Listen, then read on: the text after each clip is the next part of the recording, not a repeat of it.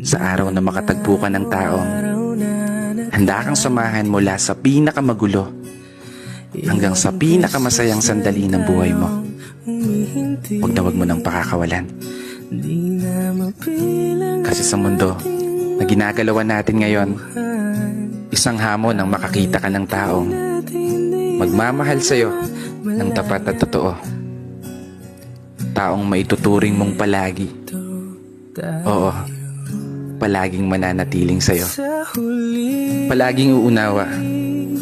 Palaging magpapahalaga. Taong tatanggapin ka ng buong buo maging sino ka pa. Ano man ang estado mo sa buhay o kulay ng paa. Taong hindi lang nakabase sa kung anong nakikita ng mga mata.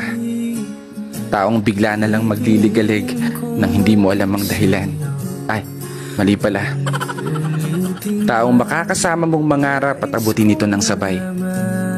Taong aalalay lalo sa mga panahong tatakot kang tumulay. Takot kang sumugal. Takot kang humakbang. Pinanghihinaan ng loob sa pagkakataong hindi umuugnay ang mga plano at gusto sa pag-ikot ng mundo.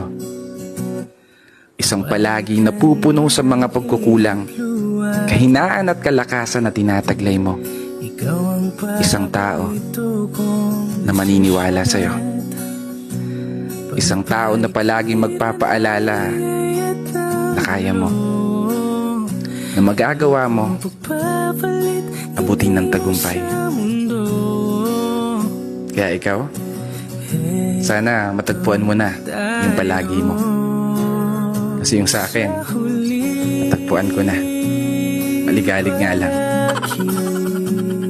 Pero bago magtapos ang video na to, i-follow mo naman yung page ko at i-share na rin kung nagustuhan mo. Hindi ako titigil lumikha ng mga obra hanggang nakikinig kayo. Kaya isang pagpupugay para sa lahat ng mga tao na patuloy na nagmamahal at patuloy sumasabay sa hamon ng buhay.